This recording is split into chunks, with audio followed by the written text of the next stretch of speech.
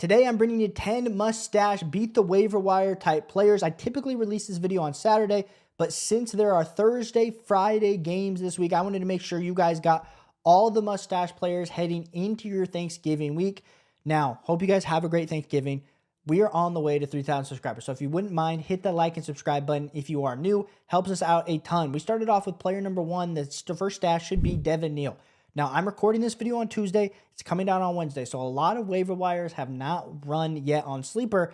And so Devin Neal right now at this current moment is only 10% rostered. He will probably end up being somewhere around 50, I would say 45 to 50% rostered by the time this video comes out on Wednesday. So make sure if for some reason Devin Neal is out there for you, go add Devin Neal. Alvin Kamara is dealing with an MCL sprain, which is going to put Devin Neal at the forefront of this rushing attack for the New Orleans Saints. I understand you might think, hey, Taysom Hill is going to get more run. Tyler Shuck, Spencer Rattler, whoever the quarterback is going to get more run. But Devin Neal in a full PPR league in Week 12 put up 11 fantasy points in full PPR. He had 7 targets for 5 receptions, 43 receptions, only 7 carries for 18 yards. But in a full PPR format, I think Devin Neal has middling RB2 upside, and we're talking about trying to get waiver wire players that you can just throw in a flex. We saw last week, Emmanuel Wilson. If you picked up Emmanuel Wilson, you were able to have almost a 1-week stretch run. That was great for Emmanuel Wilson. Devin Neal could be this next guy that gets some opportunity, that gets some run. These are the type of running backs we want to have. So Devin Neal definitely has the most upside and flex appeal. If you can get him on your roster, he should be stashed and rostered everywhere, in my humble opinion. Now we move on to my second mustache player, and we're going to kind of talk through some running back handcuffs right here really quick. The next guy is going to be Brian Robinson for the 49ers. We talked about him last week. We're going to continue to talk about him. He's 36% rostered over on Sleeper. But Brian Robinson, 5.4 fantasy points versus this Carolina Panthers team. The fact that he had a 17% snap share and they still gave him 7 attempts for 40 yards and then 2 targets for 1 reception when you have CMC in the backfield, that is solid performance. And so knowing going forward, if something were to happen to CMC, 100% Brian Robinson would instantly slide into the back-end RB1 conversation for the 49ers. Knock on wood, we're not hoping anything happens to CMC. I know a lot of your guys' fantasy football championships, aspirations, and hopes lean on Christian McCaffrey. But Brian Robinson Jr. is somebody that I want to be stashing on the end of my bench if I can. Like I said, I prefer Devin Neal, but then these are going to be the rankings that I have for these running backs as stashes. Now we move on to my third overall stash, and it's going to be Blake Corum for the Los Angeles Rams. When we're talking through Blake Corum, same exact thing. Kyren Williams continues to get most of the work. We've seen him be kind of sliding in here on around a 39, 31, 34% snap share over the last 3 weeks. He's only rostered in 23% of sleeper leagues and has not put up over 5 fantasy points since week 10. But like we said, this Rams offense is so good. I mean, you're talking about Puka Nacua, Matthew Stafford, Devontae Adams, and of course, Kyren Williams. But if anything were to happen to Kyren Williams, which I'm hoping not, because my fantasy hopes and dreams are relying on Kyren Williams, Blake Corum would have a ton of upside. And so this is the part of this video that I wanted to talk about is, yes, are we kind of at the point where maybe a Michael Wilson stash, or maybe us, stashing, you picked up Quentin Johnson earlier this season.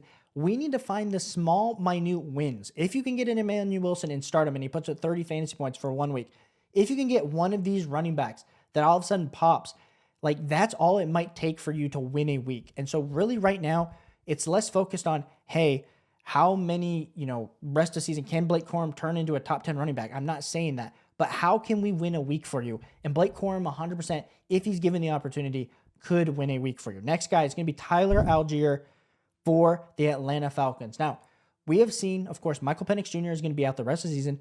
Kirk Cousins is being relied on here. We don't know what's happening with Drake London. Atlanta is continuing to try to win games, and we've seen him even in this snap share. He's been hovering right around a 37 to 39% snap share over the last 3 weeks, which is super exciting when it comes to Tyler Allgeier getting more carries. I mean, in week 10, he had 11 carries, 12 carries in this game versus New Orleans. We have a decent matchup here in week 13 versus the Jets, where Tyler Allgeier might get a ton of run in the second half, especially if they get up. Now, the Jets defense and the Jets offense has looked a little bit more competent over these last few weeks. And so I'm not saying that it's going to be an absolute big blowout, because that would be then saying that Kirk Cousins is absolutely going to light the world on fire.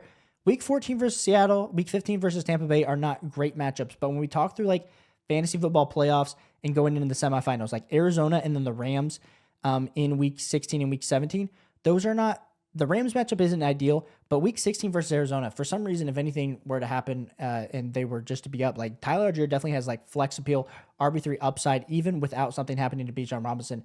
I just want Tyler Allgeier rostered. And right now he's rostered in 50% of leagues. So like a lot of people have Tyler Allgeier rostered. You just are going to need to be considering and taking Tyler Allgeier as a guy that I would be wanting to handcuff.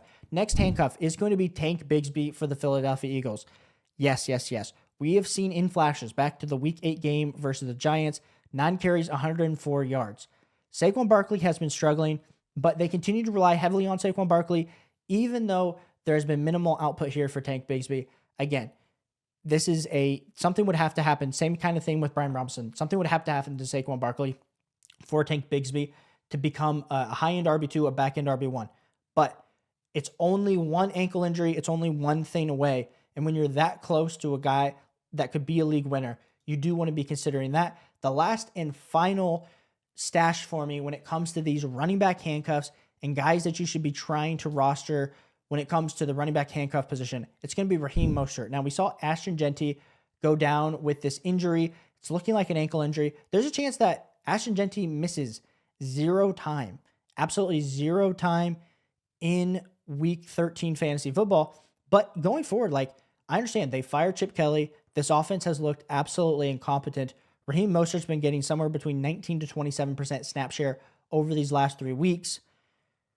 You just want to lean into Raheem Mostert because in these matchups, Chargers would be like the only week really that he would have any value, because week 14 is going up against Denver, week 15 versus Philadelphia, that they're absolutely going to squeeze the absolute living crap out of Las Vegas Raiders.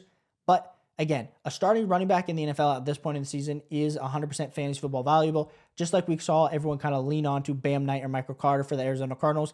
It's the same kind of feeling that I get with this Raiders offense. It's not great, but if you're getting those sorts of opportunities, we're talking at least somewhere between 8 to 12 fantasy football points as the floor, which is really, really, really what you want if for some reason Raheem Mostert would have to make that start for Ashton Genty for the Raiders. Now we move on to some other players that should continue to be stashed that are not running backs. And this next guy is going to be Luther Burden for the Chicago Bears. I talk about Luther Burden in every stash video, and it's because we have continued to see he got finally over 50% of snaps. He got 51% of snaps in this Week 12 game versus Pittsburgh, and he had one of his best fantasy football outputs with 9 fantasy points in full PPR, 5 targets, 3 receptions for 46 yards, 15 yards, and 15.33 yards per catch, which is huge.